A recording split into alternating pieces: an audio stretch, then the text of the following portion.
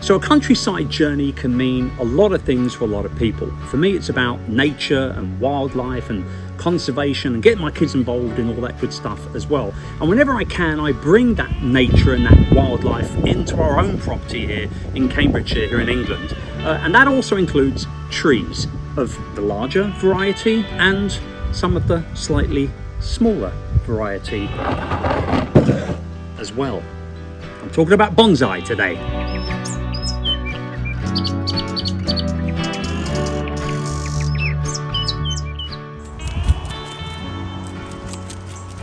Likely take me 2 hours to repot this tree all in by the time everything's said and done.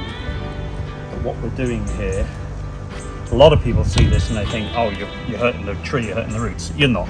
What you're doing actually is you're making room for the tree to grow in a more vibrant way, in a more energized way for the next 5-10 years, right? And as you can see, lots of new growth this year. So you know the tree's in a very, very healthy state. So we're taking away as much of this old soil, heavily compacted soil, to try and make way for a drier, more free training substrate to be introduced into its new container so that it can grow even better. It's a healthy tree already. We want to try and make it grow even better. All these nice Nebari roots here, going down to a really, really healthy root system. Really, really healthy. So I'll take a little look. All these nice long roots. Slowly but surely untangling, so we can cut them at the right areas to promote new root growth. Some of these have tangled right up inside. You can see this long root system here. Try and cut that back to about here. I'm going to leave some of these longer roots. How long have you been doing bonsai? About 3 years now. How did you learn how to do all these things? Well, like a lot of people, I started off watching YouTube videos and then bought lots of books, read lots of articles online, until I eventually decided actually one of the best ways to be able to fast track any learning curve, and this is what I teach my business coaching clients, is to find somebody who's been there and done that already for a good while and hire them to help you go further faster. And so that's exactly what I did. I worked with 2 or 3 of the UK's most respected and experienced bonsai professionals and artists, and learn first and foremost the horticultural side of things. In other words, how to keep the trees alive. And then secondly, how to style the tree. You can see with this pine, there's quite a lot of, if you go this way around, there's actually quite a lot of wire on this tree right now, because when I got it, it was sort of all over the place. And so I decided to wire it up. It's not been fully wired, but it will be this autumn. And that'll help to shape the tree into the style that I want it to end up having. So, this is getting a bit boring for you. I'm aware of this. So what I'll do is come back to you in a minute, where we pick one of the 2 pots that I've selected, and then we'll actually start the repotting process of putting it in its new home. So, although this isn't the actual final position that the tree will be in, I am actually preferring this pot by Ian Bailey. By the time it's potted at the right angle and the right height, which will be around about here, I'm going to lose some of the roots here, some of these surface roots. I think this is the pot I'm going to go with.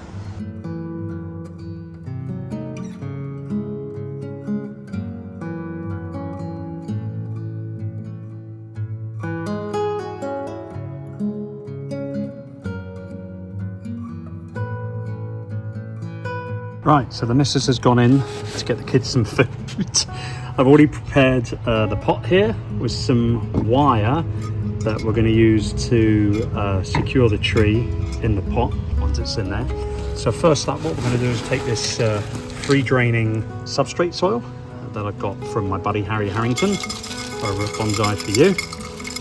And I'm just going to do a bit of a layer in here.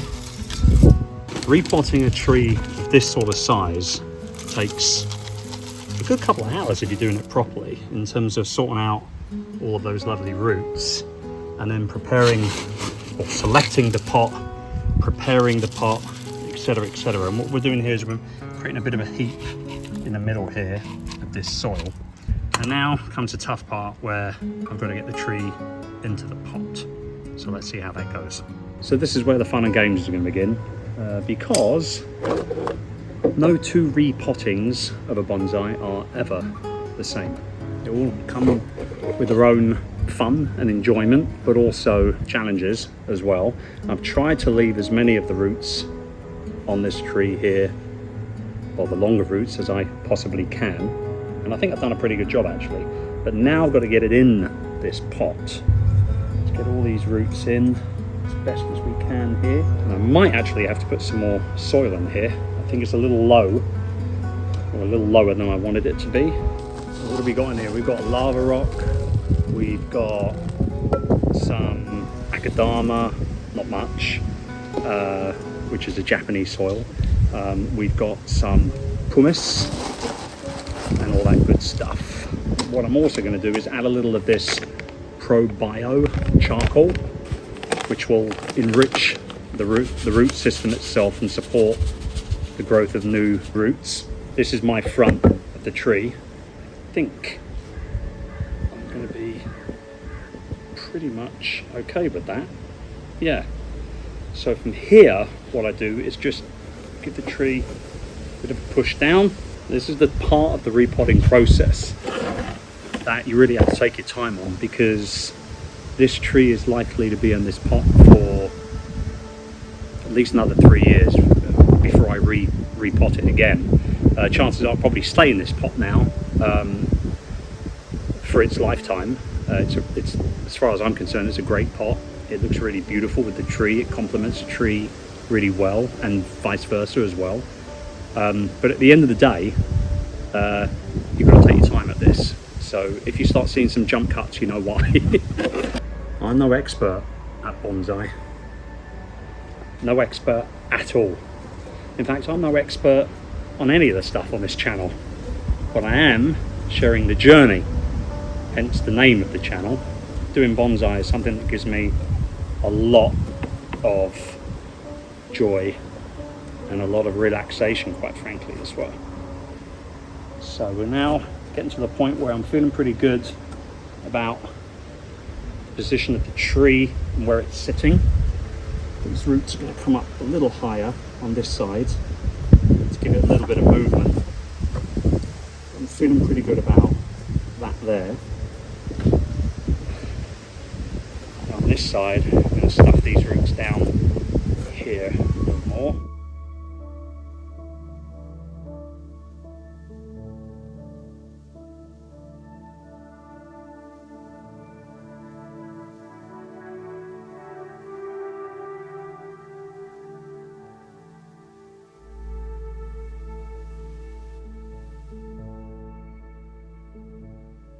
So I'm going to really stuff these roots down on this side here and make that really nice and clean looking, and then accentuate these roots on this side so that that's sort of a feature, so to speak. Before I secure this side of the tree, however, I do need to make sure that these roots are packed down properly. Just using a very simple chopstick to go ahead and start working the roots down into the soil. And you do this all the way around the tree. So underneath the base of the tree, you want to pack it. I once spent an hour and a half doing nothing but packing soil into a pot, and it was great. That's lovely. And then we should be able to pick up the tree. Hey, there you go. It's nice and solid in there now. It's not moving anywhere. which is exactly what you want. On a repot, one of the killers of repotting is not securing your tree properly in the pot. The root system keeps moving around, and therefore they can never set themselves up properly.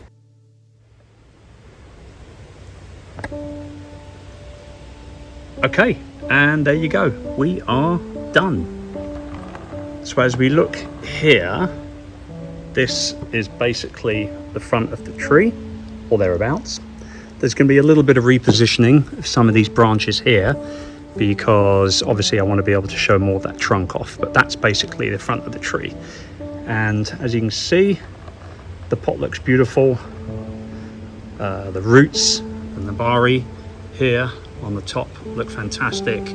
I was able to squash down everything on the left hand side except for this one root here, which I couldn't really force down any further. And the repot is done. All we got to do now is give it a good soaking and put it in the shade for about 2 weeks or so for it to recover, and it can go back out on the bench with all of his brothers and sisters. So there you have it, our little segment on bonsai. I hope you have enjoyed it. Please don't forget to go ahead and like this video, comment below, let me know what you thought. Maybe I'll do more videos like this in the future, and maybe possibly I've inspired a few of you out there to ultimately pop down to your local garden centre, pick up some inexpensive material, get out your pruning scissors and have a little go yourself. We'll be back again with another video next week. Until then, don't forget to subscribe to the channel and turn on notifications so you don't miss out on any videos we produce and publish in the future. Until then, take good care, and I'll see you next week.